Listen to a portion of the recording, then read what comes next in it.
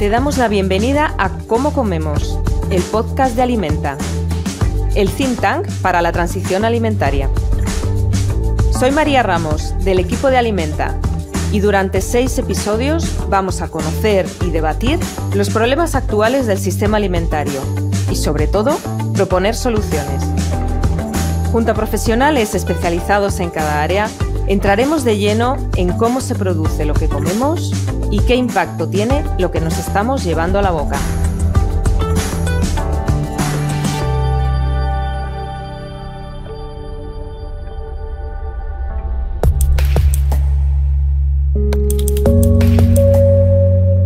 En este episodio hablaremos de pesca artesanal y su papel en el sistema agroalimentario español. Son conocidos los impactos ambientales y sociales de la pesca industrial, y la pesca artesanal se plantea como una alternativa sostenible.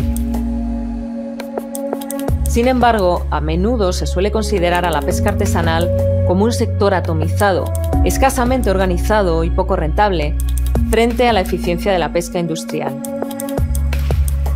A esto se añaden las dudas de si la pesca artesanal es capaz de abastecer la gran demanda de pescado consumido en España. Para debatir estas cuestiones contamos con la presencia de 2 investigadores, miembros de Alimenta. Está con nosotros Sebastián Villasante, de la Universidad de Santiago de Compostela, y Joan Moranta, del Instituto Español de Oceanografía. Sebastián, Joan, bienvenidos. Gracias, María, por la presentación. Hoy contamos con la participación de Marta Coll. Ella es investigadora principal del Consejo Superior de Investigaciones Científicas y es una de las mayores expertas, no solo españolas, sino también mundiales, sobre modelado de ecosistemas marinos. Y ella está actualmente trabajando, como decía, en el CSIC, en el Instituto de Ciencias Marinas de Barcelona. También contamos con Raúl Prejeso, investigador principal también de ASTI en el País Vasco, y tiene más de 20 años de experiencia en estudios económicos sobre el sector pesquero, y actualmente es el chair, lidera el Annual Economic Report sobre la flota europea, y también es presidente de la Asociación Europea de Economistas Pesqueros. También contamos con Raúl García, tiene también una extensa experiencia en el conocimiento de la pesca artesanal en toda España.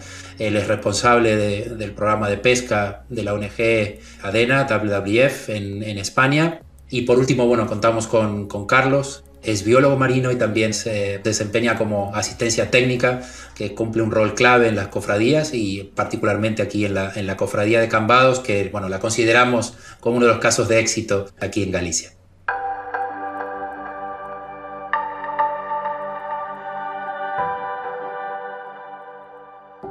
Sebastián, cuéntanos, cuando estamos hablando de pesca artesanal, exactamente de qué hablamos. En general hay múltiples definiciones, ¿no?, de la pesca artesanal. Intentando ser lo más simple posible, la pesca artesanal son básicamente unidades productivas de carácter familiar que básicamente vienen trabajando desde tiempos inmemoriales, no solamente en Europa, sino en el resto del mundo. Son pequeñas embarcaciones, usualmente no más de 12 metros de eslora, que trabajan en el día con 1 o 2 tripulantes aproximadamente, y que dedican fundamentalmente su actividad a la venta del pescado fresco del día a consumidores o distribuidores o intermediarios de máxima proximidad.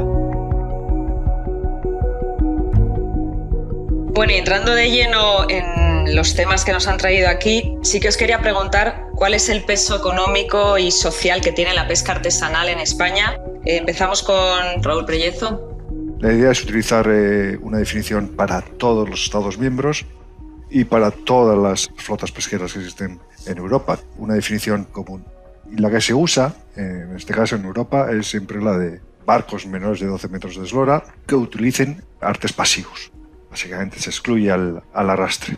Y en ese sentido, lo que es España, que son datos económicos, básicamente la flota artesanal española, según esa definición, es aproximadamente el 3% de las descargas en peso. Vamos incrementando según vayamos cogiendo otras medidas. Por ejemplo, si vamos al valor de esas descargas, en vez de un 3 ya tenemos un 6,5%. En términos de contribución que hacen a la economía, en el sentido de contribución al Producto Interior Bruto, estamos ya hablando de un 11%. En términos de empleo, ya subimos todavía más. es aproximadamente el 20% en términos de empleo a tiempo completo. Muy bien, o sea que entiendo que a nivel de empleo la pesca artesanal es un nicho importante. Marta, ¿qué nos puedes contar tú sobre la parte económica y también la parte social de este tipo de pesca? Yo trabajo con el sector pesquero desde una perspectiva ecológica y en este sentido, pues la flota artesanal es una flota que trabaja en una zona relativamente cercana al puerto de donde sale y aparte de generar pues todo ese valor económico y social, tiene un valor cultural y un valor de proximidad, de acercar al ciudadano y acercar al consumidor al mar, ¿no? y al ecosistema marino. Entonces, en ese aspecto, pues es muy importante a nivel social. Raúl García. Yo amo la pesca artesanal. Trabajamos con todo tipo de flotas, desde los barcos más grandes del mundo, por esos océanos, pero estoy enamorado de la flota y de la pesca artesanal, por esa vinculación con el territorio, con los ecosistemas, con la biodiversidad, esa riqueza de aparejos. Cada vez que visito un puerto nuevo, aprendo con un aparejo nuevo, pero tiendo a no idealizarlo. A veces, incluso desde las ONGs, tenemos una cierta actitud paternalista hacia la pesca artesanal. Es importante darles visibilidad, es importante trabajar con ellos porque tienen muchos elementos, muchas fortalezas, pero también muchas carencias a nivel de gestión, ¿no? Y esto lo tenemos que traducir en gestionar, en planes de acción, en planes de gestión, pues que aseguren la preservación de esos ecosistemas, porque operan sobre alguno de los ecosistemas más vulnerables, más delicados, porque hay un impacto cuando esa gestión es mala. Y pues, la pesca artesanal es también responsable de la extinción ecológica de especies a nivel local en algunas zonas, tiburones, rayas, y es fundamental trabajar con ellos. Y tienen una gran potencialidad por ese menor impacto en general de los aparejos, de poder alimentarnos con un impacto muy compatible con la preservación de estos ecosistemas. Fantástico. Joan. Quería destacar esta gran diversidad de artes que utiliza la pesca artesanal, ¿no? Que yo creo que es una fortaleza de la pesca artesanal en el sentido de que siguen una rotación anual, ¿no? Que no siempre están incidiendo sobre el mismo recurso, sino que van cambiando de recurso. Esto es una ventaja y además para mí también es una fortaleza.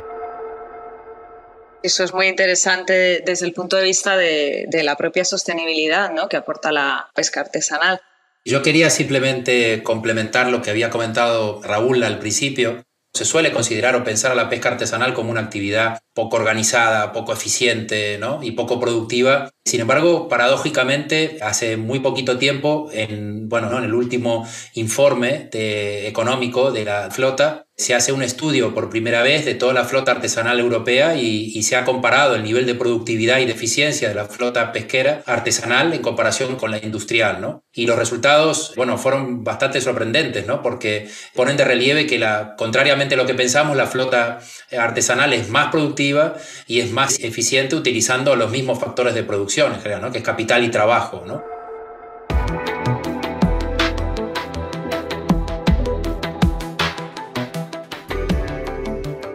Hay un tema fundamental y es que los datos que tenemos sobre la pesca artesanal en tema de rol y de impacto en el ecosistema son muy escasos.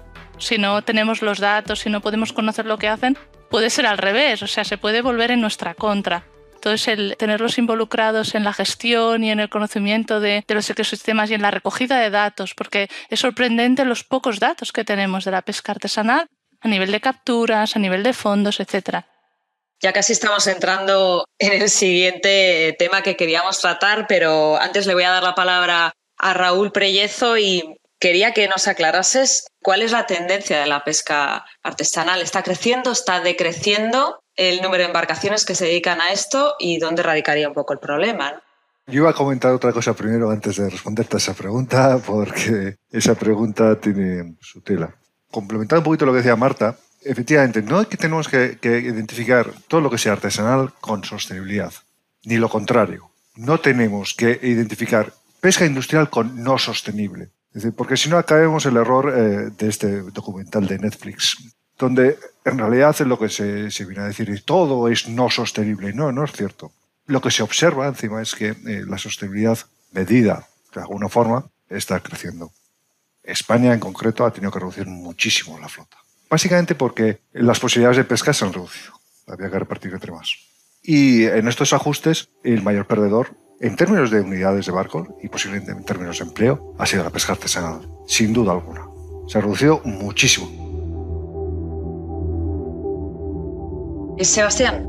Por ejemplo, en Galicia en general y en las comunidades costeras o pesqueras en donde son muy dependientes de la actividad pesquera, en épocas de crisis o de shocks, por ejemplo, la pesca artesanal ha sido un refugio de muchas personas o de unas cuantas comunidades de pescadores, ¿no? Ante falta de actividades laborales. No sé, Mai, si en el caso del marisqueo tú lo ves también más o menos así.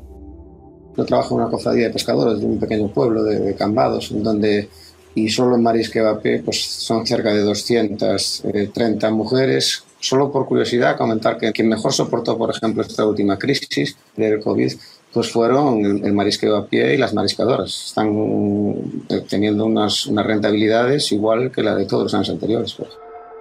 ¿En qué medida la pesca artesanal puede contribuir a transformar el actual sistema alimentario que tenemos y las dificultades que presenta la forma actual que tenemos de producir y de consumir, ¿no? Yo creo que la pesca artesanal, con el actual volumen de consumo de pescado que hay en España, lo tiene difícil como motor de cambio, ¿no? Porque si ahora de golpe nos pusiéramos todos a consumir pescado de temporada y de producción local, con el actual volumen de consumo sería un desastre a nivel de recurso y de ecosistema, ¿no? El tema es que la mayor parte del consumo que se hace en España se produce por la pesca industrial y una gran parte del consumo también viene de las importaciones, ¿no? O sea que la pesca artesanal solo aporta el 3% de las capturas. Y además muchas de estas capturas además entran directamente en el canal Horeca de restauración, hoteles y cafeterías. O sea que tampoco llega directamente al consumidor, ¿no? Pero claro, lo que sí es verdad que de alguna manera se tiene que poner más en valor el producto de la pesca artesanal, y eso pasa por mejorar bastante la comercialización, ¿no? Y hacerla más accesible al consumidor corriente. Carlos, ¿cómo lo vivís esto vosotros desde estar a pie de mar, de incrementar el que los productos de la pesca artesanal lleguen no solo a los turistas, sino a una cuota de consumo de la ciudadanía general? Bueno, en nuestro caso, como me centro un poquito más en el marisqueo, sí que es cierto que vamos incrementando cada año. En Galicia hace ya igual 20 o 25 años que existen los planes de explotación marisquera, entonces si fueron mejorando la gestión durante los años, diríamos que, quitando 2 o 3 ejemplos negativos, la mayoría de ellos, de la gestión del marisqueo, pues cada año va incrementando, tenemos mayor productividad. Yo creo que desde el punto de vista del marisqueo a pie, estamos en una línea bastante ascendente. Que en los últimos años fuimos pasando de una producción de unas 60 toneladas, en el caso de una de especies, o por ejemplo de la almeja japonesa, a 120 y a 150 en el último año, y están funcionando bastante bien. Cambados lo hace muy bien, la verdad. Yo quería destacar, por un lado, la economía que se crea alrededor de la pesca artesanal. Tiene capacidad de capturar muchos tipos de especies, algunas de menor valor y que contribuyen más directamente a la seguridad alimentaria, digamos. Hay una cuestión que ya salió que es un poco relacionada con el reparto de las cuotas. O sea, hay especies como el atún rojo, donde en un momento dado pues prácticamente son 3-4 familias las que controlan un 70% del comercio de atún rojo y quedan después, ya salvo la flota vasca, pues cuotas muy pequeñitas de 1 tonelada, 0,7 toneladas. Bueno, ahí tenemos herramientas jurídicas como el artículo 17 para incorporar otro tipo de criterios en el reparto de estos derechos de pesca. Según dice la política pesquera, pues deben incorporar cuestiones sociales, de dependencia, por ejemplo, de cumplimiento, ambientales, que son muy complicados de medir. Depende de lo que midamos, huella de carbono, pues te puede llevar sorpresas. Sí que nos permitiría que la flota artesanal pueda acceder de una manera, digamos, mayor a ese tipo de especies que sí que pueden contribuir más al día a día de la alimentación. Algo muy característico de España es el sistema de cofradías. Y esto no sucede en otros lugares, que es esa integración, en muchos casos, de flota estrictamente artesanal, marisqueo y flotas costeras semi-industriales, que son al final las mismas familias muchas veces. ¿Y cómo funciona al final la economía de toda la lonja? No es obviamente una cuestión de enfrentar flotas, todo al contrario, de buscar esos mecanismos que incentiven las mejores prácticas sociales, de creación de empleo, ambientales. Eso dinamiza los puertos, dinamizan las lonjas y no tiene por qué perder nadie. En relación a tu pregunta de si la pesca artesanal puede contribuir al sistema agroalimentario, yo diría que, obviamente, desde el punto de vista del abastecimiento, de la demanda que tenemos tan elevada en España, seguramente no. Pero como motor de cambio en relación a los ejemplos y las lecciones que podemos aprender, no solamente de la pesca artesanal, también de la industrial, específicamente en la pesca artesanal, yo creo que en España tenemos numerosos casos de éxito o de transformaciones o de importantes progresos en lo que se refiere a la gestión de la pesca artesanal, como pueden ser los sistemas de comanejo, ¿no? Tenemos el caso del marisqueo en Galicia, como comentaba Carlos, el caso del sonso en Cataluña, por ejemplo, que ha sido a iniciativa del propio sector, de los propios pescadores, como son las áreas marinas protegidas, ¿no? La verdad que lo que dice Sebastián yo creo que merece una reflexión. Lo primero es que la pesca artesanal es capaz de cubrir las necesidades de proteína, de pescado, de consumo que tenemos todos nosotros. La respuesta es no, pero es que no solo la pesca artesanal, sino toda la pesca española es incapaz de hacerlo. Pues que consumimos mucho pescado, eso es cierto, porque nos gusta. Y el problema de todo esto es que el resto lo sabe. A la pesca artesanal, y esta es una opinión, le falta capacidad de representarse en foros internacionales. ¿Por qué? Pues porque posiblemente las organizaciones sí que estén en una cierta organización, lo que ha comentado Raúl a nivel de cofradías, pero bueno, y otros tipos de federaciones. Llega un momento que eso, pues a nivel local, sí que están organizados, a nivel regional sí que están organizados, pero llega un momento que no dan el salto, no se da el salto. Y cuando no das el salto, básicamente te comen. Qué interesante. Hemos dejado un tercer elemento que es muy importante, que es la calidad. ¿Qué es lo que diferencia el producto de la pesca artesanal? Es la calidad. Es un producto que se pesca y en horas se puede consumir, es un producto que es local, es un producto que además puede servir como motor de cambio ambiental y de educación ambiental. Y yo creo que eso es fundamental, sobre todo de cara a una transformación, ¿no? Es un producto de calidad local que tiene muy poco impacto y además a nivel de cambio climático pues puede competir con todo el producto que viene de la otra parte del mundo. Y en la transición que tenemos que hacer todos hacia que no podemos continuar consumiendo la cantidad de proteína que consumimos y en la calidad en que la consumimos, yo creo que la pesca artesanal ahí puede jugar un rol muy importante. Entonces, bueno, hay que ponerlo en valor. Yo creo que no somos capaces ni como consumidores de conocerlo, no lo conocemos, ni como productores de que ese mensaje llegue.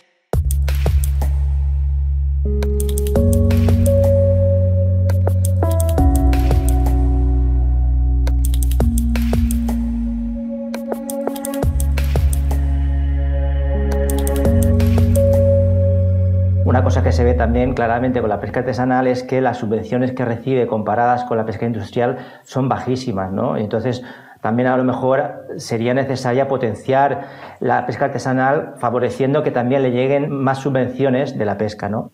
Y ya por último, también quería comentar que lo que vimos durante el principio del confinamiento a raíz del COVID, ¿no?, fue que en muchas zonas turísticas el producto de la pesca tenía difícil salida.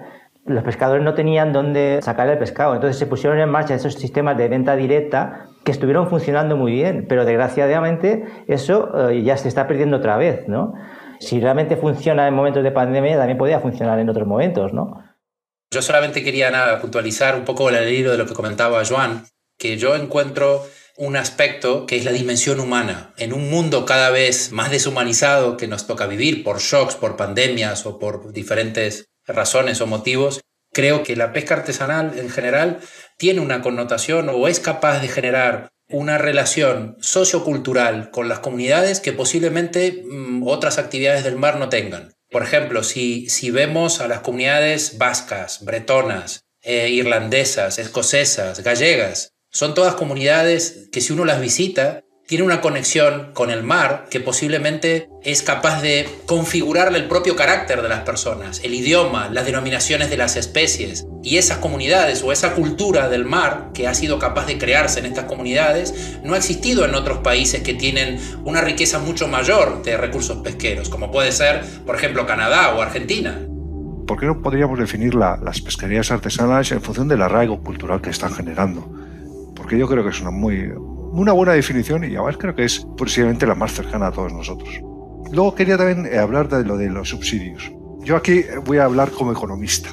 Es algo que tenemos que tener en cuenta. Es cierto que los subsidios que reciben las flotas industriales, sobre todo las de larga distancia, pues son mayores que las pesquerías artesanales, pero no tendríamos que tratar de aumentar los subsidios que reciben las flotas artesanales, sino reducir los subsidios que tienen que recibir las flotas industriales. Quizás eso sería una política, yo creo que más correcta desde el punto de vista económico, y que cuando hablo de económico me refiero no solo a la rentabilidad económica, sino también a la sostenibilidad per se. Bueno, muy bien, porque habéis entrado de lleno en el tema de políticas una y otra vez, y era precisamente una de las cuestiones que queríamos debatir hoy, ¿no? ¿Qué políticas son prioritarias para favorecer que la pesca artesanal se desarrolle, se incremente y contribuya a la transición? Y ya habéis comentado el tema de las cuotas, el tema de los subsidios, la representación internacional. ¿Por dónde habría que empezar? El principal problema que tenemos con las políticas pesqueras es que no tienen en cuenta las recomendaciones científicas. Porque no existen, porque no hay datos en algunos casos, o porque sí existen, pero no llegan, no son escuchadas o convenientemente pues no se tienen en cuenta. Si las políticas no se hacen con los estándares y con los mejores datos que tenemos a nivel de las evaluaciones del estado, de las especies que estamos pescando y de los ecosistemas en donde viven, estamos condenados al fracaso y al subsidio. Yo creo que la raíz del problema está en la propia concepción de la política pesquera europea. El propio Tratado de Roma en Europa no reconoce como pilar fundamental a la pesca y mucho menos a la pesca artesanal. Es decir, los principios generales que se adoptaron en el Tratado de Roma y en toda la normativa comunitaria fueron una adaptación de la agricultura. O sea, que el propio sector pesquero fue, de alguna manera, adaptando o regulándose a partir de principios de la agricultura. Ese es el primer desacople o el principal problema. Y es cierto, fue un problema. Y fue un error que lo hemos estado pagando durante años. Si tú lo que quieres garantizar es la producción, como se intentó hacer con la agricultura, tras obviamente una época de guerra, claro, al final pues la hambruna era la hambruna. Claro, pero es que la pesca es un poquito diferente. Y es un poquito diferente porque si pescas mucho, te quedas sin peces en el mar. Y eso es un problema que lo hemos sufrido bastante y durante bastantes años. Y también quería hablar de un poquito de lo que había dicho Marta, ¿no? Dice, no, es que no se aplica la ciencia. Dice, bueno, no se aplica la ciencia. Yo creo que, al menos en los aspectos del Atlántico, en la Unión Europea, sí que se aplica. Bueno, se debe aplicar por ley. Yo lo que veo es que, al menos en la parte atlántica, los stocks, quitando algunos, pero ya son concretos, casos concretos. En general, los stocks están mejorando. Y muchos de ellos se pueden considerar que se están explotando de forma sostenible. No solo sostenible, sino sostenible sacando un rendimiento muy alto de ellos. Más allá no vamos a poder llegar.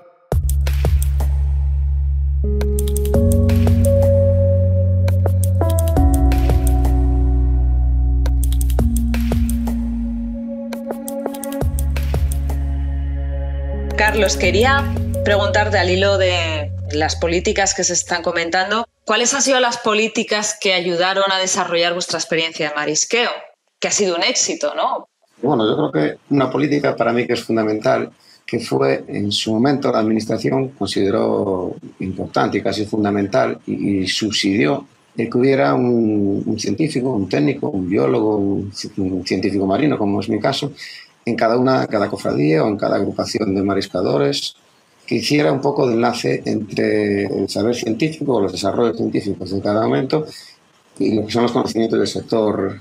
Conseguimos hacer una transferencia de conocimiento entre unos y otros y en muchos casos fue exitoso.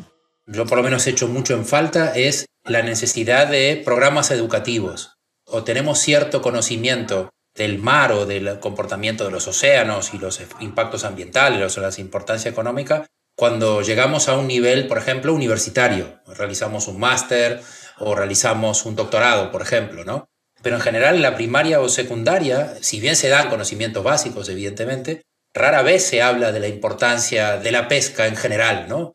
Y en segundo lugar, en relación a las políticas públicas, el mecanismo de funcionamiento de los TACs no ha funcionado en general. Por lo menos para España. Para España ha sido, y para la pesca artesanal en general, ha sido un cuello de botella, ha sido un problema muy grave, ¿no? Disculpa, Sebastián, ¿qué son los TACs? Básicamente, para poder pescar, te asigna la Comisión Europea un determinado volumen de pescado. Son cuotas, te dan cuotas. Te dicen, tú puedes capturar tantas toneladas de bacalao, tantas de merluza, y eso luego se reparten entre los Estados miembros.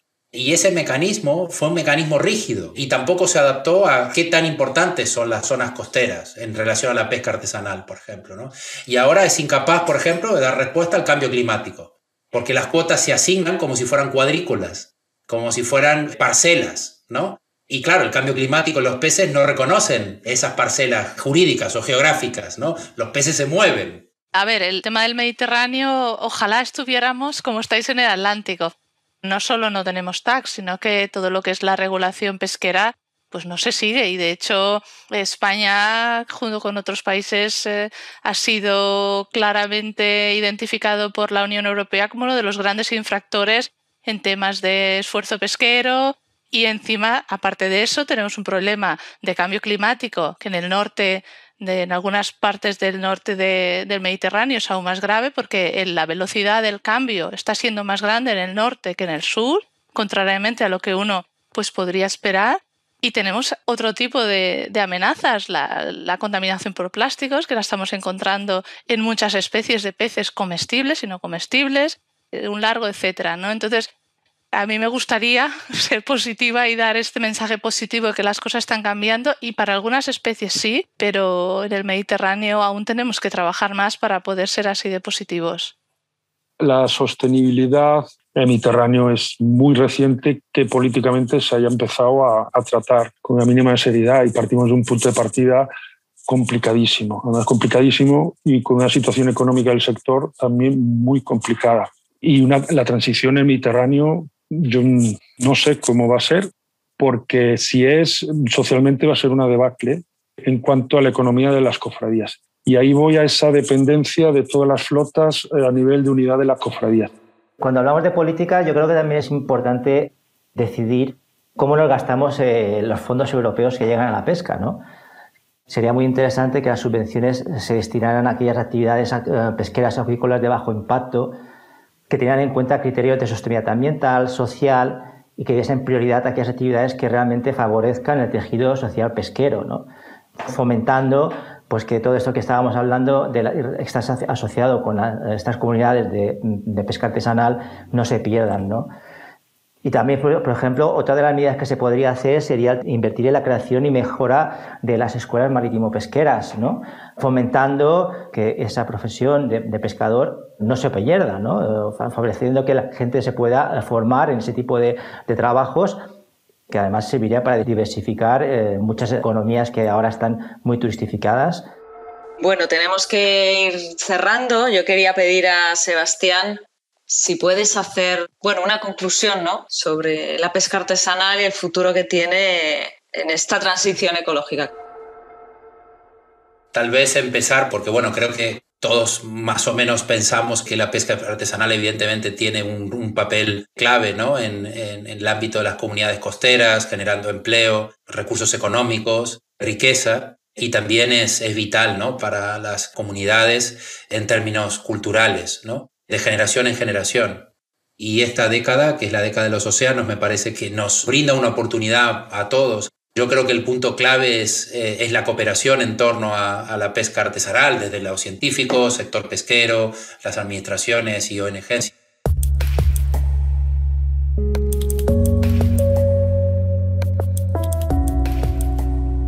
Raúl, la última frase. El 2022 es el año mundialísimo de la pesca artesanal. Amparado por la FAO, creo que es una oportunidad magnífica para visibilizar, para poner sobre la mesa la pesca artesanal, ¿no? Con estos valores, con las carencias que hay que cubrir, con la ciencia, con las herramientas sociales que tenemos, con los buenísimos ejemplos y buenas prácticas que hay muchísimo, porque es un sector con una capacidad tremenda de generar buenas prácticas. Cómo las escalamos, lo estamos haciendo ahora por internet. Es increíble cómo desde el barco se están conectando a talleres participativos desde el puente. Hay muchísimas opciones para poner la pesca artesanal y aprovechar la década de los océanos. Quiero agradeceros a todos la presencia, las ideas que nos habéis aportado y esperamos seguir debatiendo, mejorando y colaborando en un futuro.